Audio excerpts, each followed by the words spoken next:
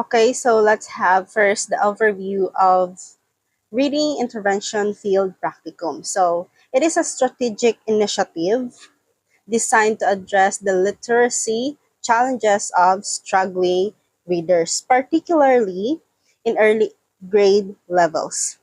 This program focuses on enhancing the foundational reading skills, such as phonemic awareness, word recognition, decoding, fluency, and comprehension. So here, in overview, what is the purpose of this practicum? So the practicum aimed to enhance struggling readers' literacy skills as mentioned doon po sa ating overview.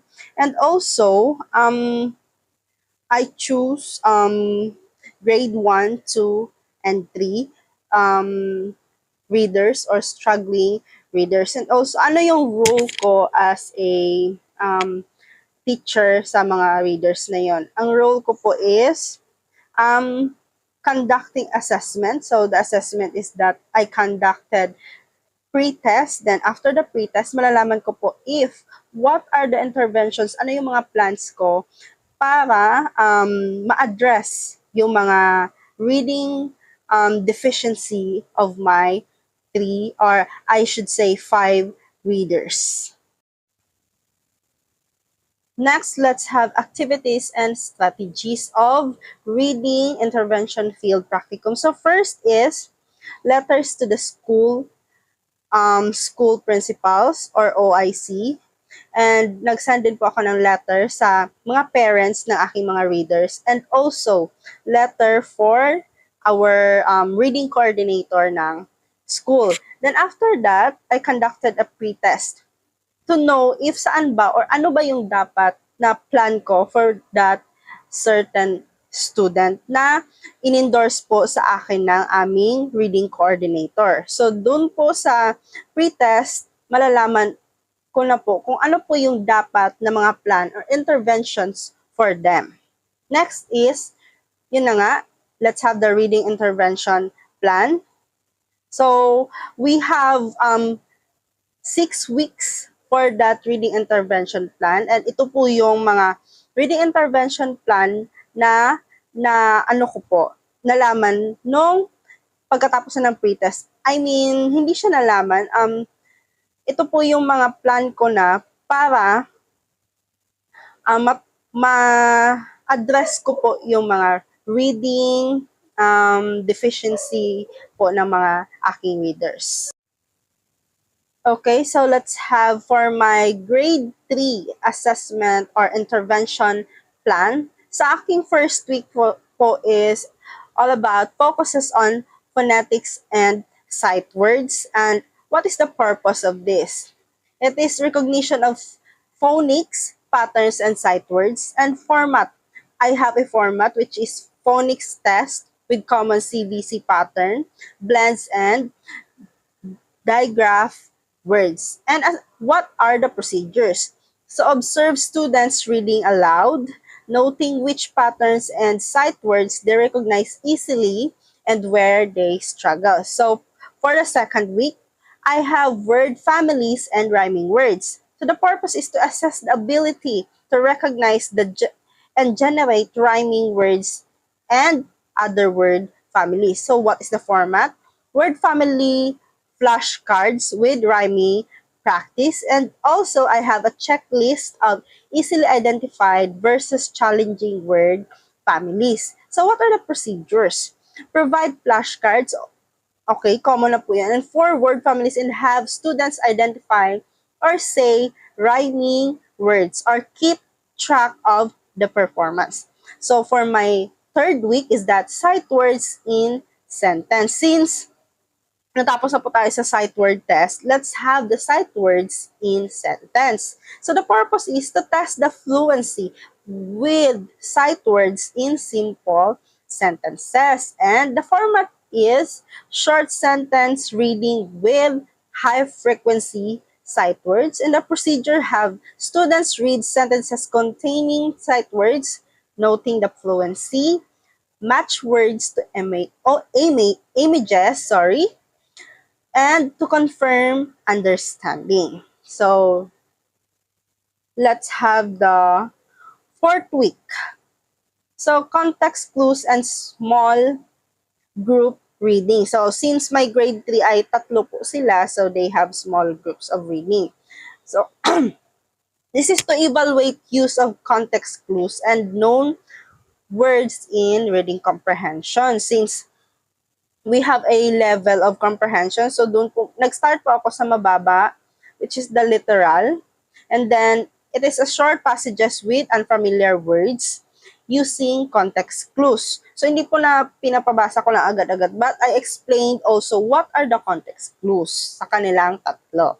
Then, after that, I asked students to read passages and infer word meanings from context. So, let's have the fifth week, which is the vocabulary and sentence building. So, accessibility to build sentences with learned words. So, these are the sentence building activity with sight and familiar vocabulary, and also have students to build sentences or stories with learned words. And for the last week, which is the sixth week, progress assessment and review. So, lahat po yun, tinrack ko po yung progress po nila, yung mga nagawa po namin, and measure overall progress and fluency improvement. That's are the or that is my reading intervention plan for my grade 3 students. Now let's have identifying what our reading assessment tools will be used. So the reading assessment tools that I use is that number one is the diagnostic assessment. So the purpose is to evaluate students' baseline skills in word recognition and phonics. Next is the formative assessment. This is to monitor the progress and provide real-time feedback. Next I have is summative assessment tool to evaluate the overall effectiveness of interventions after the specific period. Next is informal assessment. So what is this? To gather anecdotal evidences. So while yung mga activities namin na nangyayari is gumagawa po ako ng mga notes about sa ito ano nangyayari. For example is that I heard yung grade 3 student ko or reader ko na hindi niya po alam paano sabihin or to read ano yung past tense. For example, walked na past tense, ang sasabihin niya po is walked. So, nilalagay ko po yun, nire-record ko. So, that is the informal assessment. So, let's have contextual comprehension assessment. This is to check the understanding of words within sentences and stories. And let's have discussion on effective use of this. So, this is to align tools with goals. So, the goal is to ensure each tool is used to measure progress towards specific objectives, such as improving sight word recognition or decoding unfamiliar words. Next is that we have, or I have also post-test. So, ano itong post-test? This is to evaluate if yung mga reading interventions ko ba is na-apply or reliable ba siya or ano ba siya, nakaka-help sa mga readers ko. And luckily, may improvement naman sa post-test po nila. So here, as you can see, the impact and outcome. So let's have the students' progress. So nilagay ko na po sa graph ko ano yung mga student progress. So the grade 1, sa pre-test nila is, hindi naman masyadong, hindi nahirapan yung student ko sa grade 1. So he has a 95%, and while the grade 1 post-test, he has a 100%. And the other is grade 2, hindi naman masyadong mababa, and also the post-test is 100%. And let's have the graph of progress ng mga grade 3 students. So, they have 3. I have 3 students under the grade 3. So, student A knows how to read but struggles with past tense, as what I've said earlier. And student B knows how to read but struggles Also with past tense, dalawa yun sila. And students see struggles with reading din talaga kasi some of the words, nahihirapan pa siyang mag-decode. So, as I observe sa progression nila dito sa graph ko po is that nakakatulong naman po yung reading interventions ko sa kanila. And next is, let's have the anecdotes. So, yung mga anecdotes, yun yung mga take notes ko while ginagawa ko po yung mga reading interventions sa kanila, yung mga activities. And this is the data visuals.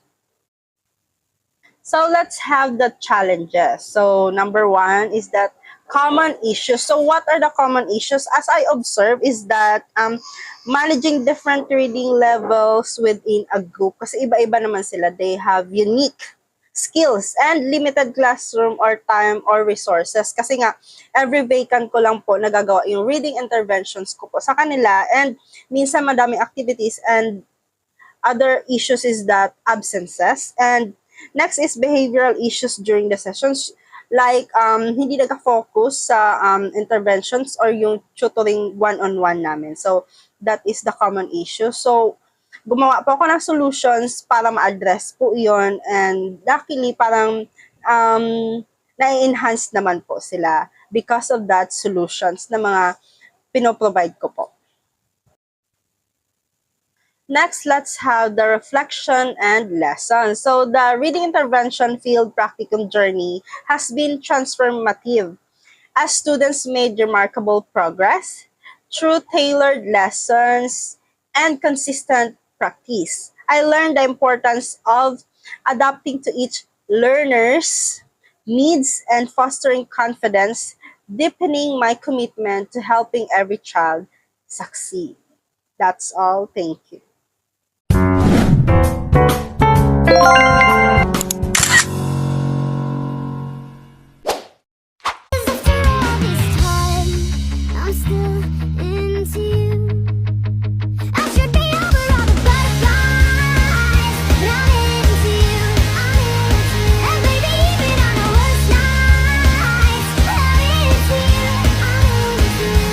Is a wonderful activity that opens up a world of imagination and knowledge. It is a way to explore new ideas, visit different places, and meet fascinating characters. Reading helps us develop our vocabulary, language skills, and critical thinking abilities. When we read, we enter into a realm of creativity and adventure. It can transport us to distant lands, teach us about history, and inspire us to dream big. Whether it's a storybook, a magazine, or an educational article, reading enriches our lives and expands our horizons.